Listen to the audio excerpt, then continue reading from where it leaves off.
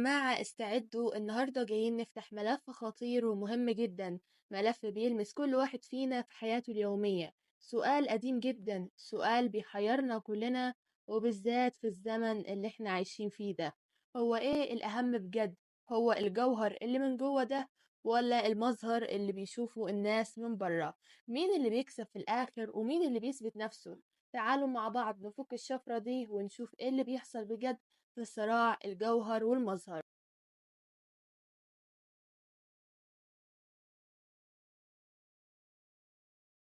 السلام عليكم ورحمة الله وبركاته. بصراحة الموضوع ده من أكتر المواضيع اللي الناس بتفكر فيها وبتناقشها كمان، ويمكن بتعاني منها في حياتها. كل يوم بنشوف حوالينا صراع كده واضح بين الحاجتين دول. هل أركز على شكلي ولبسي وكلامي اللي على السطح، ولا أركز على شخصيتي، أخلاقي، تفكيري وعمق روحي؟ تعالوا نخش في الموضوع ونحاول نفهم أبعاد القضية دي من الألف للياء. أول حاجة لازم نعترف بيها إن المظهر مهم، محدش يقدر ينكر ده. بصراحة أول انطباع أي حد بياخده عنك بيكون من مظهرك، طريقة لبسك، نظافتك، اهتمامك بنفسك وابتسامتك. كل دي حاجات بتخلي الناس تتقبلك أو تنفر منك في البداية. في المقابلات الشخصية، في الشغل، في العلاقات الاجتماعية الجديدة، أو حتى في أول لقاء مع أي شخص، المظهر بيلعب دور كبير جدا في تكوين الصورة الذهنية الأولى. المجتمع اللي احنا عايشين فيه دلوقتي، وخصوصا مع سيطرة السوشيال ميديا، خلى المظهر الخارجي ده عليه ضغط كبير قوي. تلاقي ان الواحد بيصرف وقت وفلوس ومجهود غير عادي علشان يظهر بأحسن صورة، علشان يطلع صورة حلوة على الانستجرام، علشان يجيب لايكات كتير، علشان يحسوا انه مقبول او مرغوب فيه. الموضوع بقى ترند وصعب جدا انك تهرب منه. في ناس بقت بتعيش عشان مظهر وبس، كأن حياتها كلها عبارة عن عرض أزياء أو جلسة تصوير مفتوحة.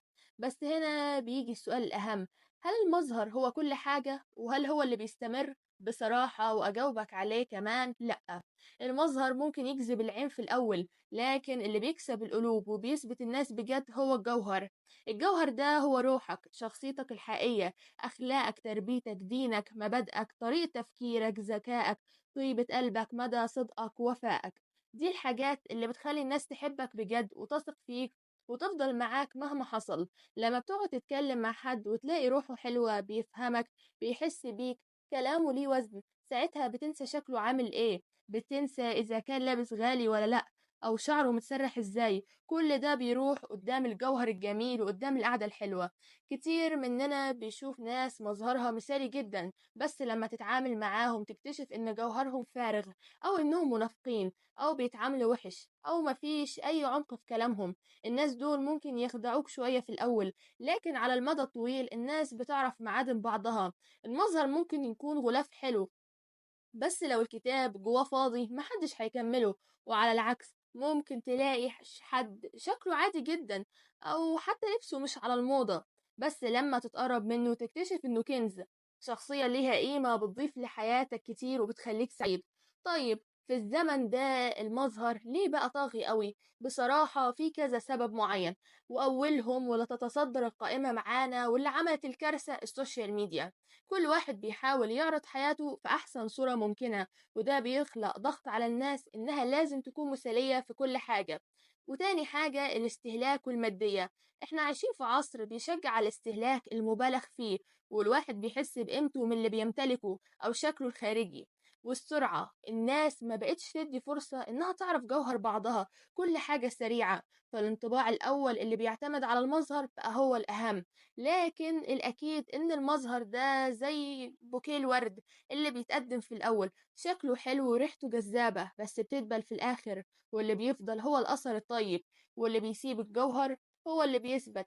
هو قوة شخصيتك، أمانتك، صدقك، مدى قدرتك على احتواء اللي حواليك، مدى إيجابيتك. دي الحاجات اللي بتخلي الناس تتمسك بيك بجد، سواء في الصداقة أو في الشغل أو حتى في الحب. طيب إيه المطلوب مننا؟ مش معنى ان احنا نهمل في مظهرنا خالص، لا. الاهتمام بالنظافة والشياكة والترتيب دي حاجة كويسة جدا وبتعكس احترامك لنفسك وللناس. بس الفكرة ان المظهر ده يكون مكمل للجوهر مش بديل عنه. لازم تكون أولويتك اللي هي رقم واحد إنك تبني شخصية قوية، تطور من عقلك وتزود من معرفتك وتهذب أخلاقك وتخلي جوهرك هو الأساس اللي كل حاجة بتتبني عليه، والمظهر يكون بس الواجهة اللائقة للجوهر ده. وفي الآخر أفكرك دايما إن الناس بتنسى شكل الفستان اللي كنت لابساه، أو نوع العربية اللي كنت راكبها، أو شكل تسريحة شعرك، لكن عمرهم ما ينسوا الكلمة الحلوة اللي قلتها، أو الموقف اللي وقفت جنبه فيه، الطيبة اللي عملتهم بيها، أو الصدق اللي لقوك فيه. يا ريت تشاركونا رأيكم في التعليقات، وما تنسوش تعملوا لايك وشير الفيديو ده مع أصحابكم، وتشوفوا فيديوهاتنا اللي جاية واللي فاتت. نشوفكم في فيديو جديد، والسلام عليكم ورحمة الله وبركاته.